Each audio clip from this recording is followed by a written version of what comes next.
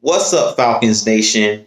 It's your boy Jew coming at you with another Atlanta Falcons video. As always, Falcons Nation, rise up. In today's video, I would like to talk about outside linebacker Dante Fowler Jr., and I also would like to talk about our Atlanta Falcons pass rush.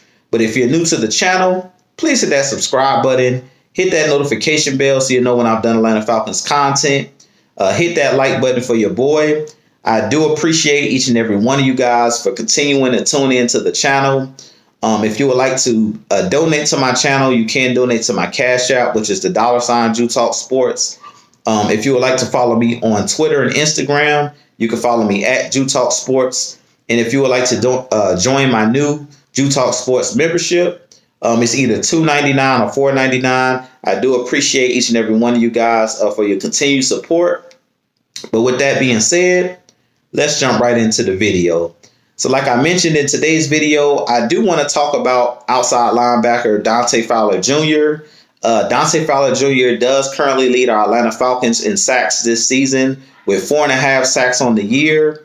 And tomorrow, being that he did restructure his contract prior to this year starting, he basically restructured it where it's an incentive-based contract. And if he were to get a half a sack in tomorrow's season finale against the Saints, which would get him to 5 total sacks on the season, he could gain an incentive of $1 million if he's able to come away with a half of a sack tomorrow.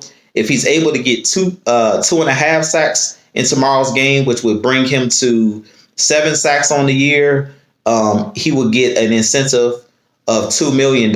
So I definitely think that Dante Fowler Jr. Has something to play for in this last game where he could possibly gain an extra $1 million or extra $2 million. Dante Fowler is one of my favorite defensive players on this Atlanta Falcons team. He is the best edge rusher that we actually have on our Atlanta Falcons team by a mile. But I am disappointed in the way that the season has shaken out. Even though I like Dante Fowler Jr. As a player, I love the attitude that he plays with, and I love the streak, that mean streak that he brings to this Atlanta Falcons team. He's one of those edgy type players. I am disappointed in the way that this season shook out for him. I did expect Dante Fowler Jr. To have close to double-digit sacks on the season, especially with him having this incentive-based contract. I did think that he would be motivated to possibly come away with more sacks on the season, but it didn't turn out that way. But I do want to talk about this Atlanta Falcons pass rush as well as a whole. Currently, Dante Fowler Jr., as I mentioned, has 4.5 sacks on the season, which leads our team in sacks.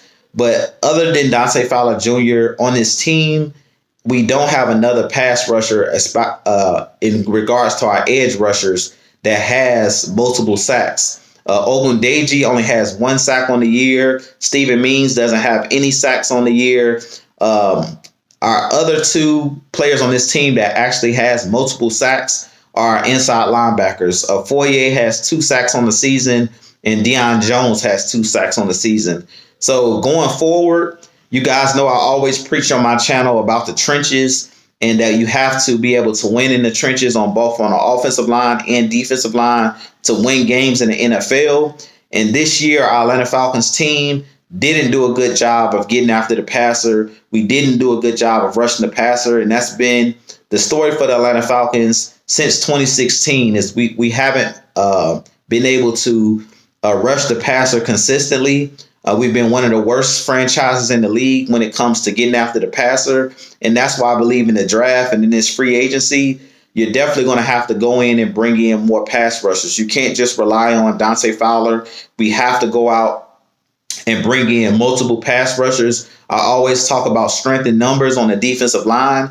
If you can bring in another 2 or 3 guys that can get you 4 or 5 sacks on a year, those sack numbers can increase. This year, the Falcons only have, I believe, 17 or 17 and a half sacks as a team, which is ridiculous. I seen a stat the other day on Twitter where they were talking about TJ Watt that plays for the Steelers. He has 21 and a half sacks by himself. So he has more sacks than our whole Atlanta Falcons team, our whole Atlanta Falcons defense as a whole on the year, which is a disgrace. So this Atlanta Falcons team, we have to be better in the trenches. We have to upgrade this defensive line heading in the offseason after the season is over. In free agency and in the draft, we have to beef up this defensive line, bring in more superior athletes, bring in better edge rushers. I do believe that Dante Fowler Jr. will still be on the team next year, being that he still has 1 year on his deal and he doesn't have a large contract. So I do expect him to still be on the team next year. And as I stated, he's the best pass rusher that we have. So I do believe he'll come back next season and hopefully he can live up to our expectations.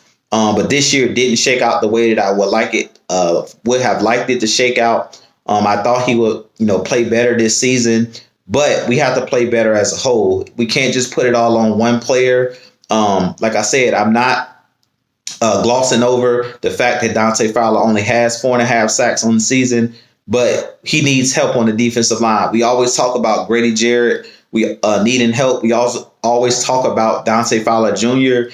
Needing that other guy on the other edge that can bring pressure.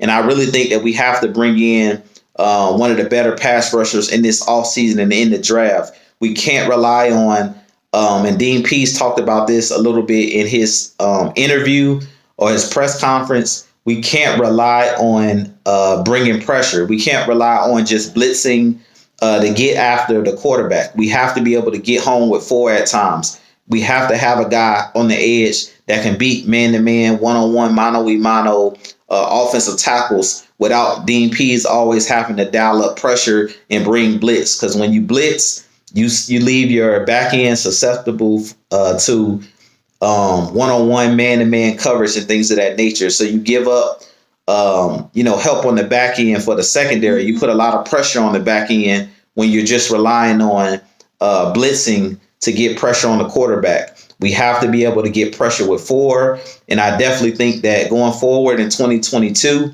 I expect Terry Fontenot to go out and bring in more pass rushers for this Atlanta Falcons team.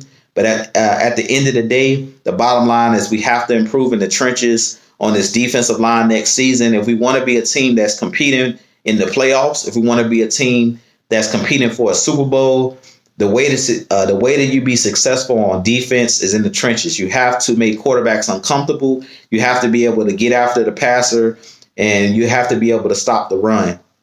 But with that being said, this has been your boy Jew. You guys let me know what you think about the video. I'll have a lot more content coming for you guys. But as always, if you haven't already hit that subscribe button and you enjoy my content, please hit that subscribe button. Your boy is on the road to 2,000 subscribers. But with that being said, this been your boy Jew. As always, Falcons Nation, rise up. Peace.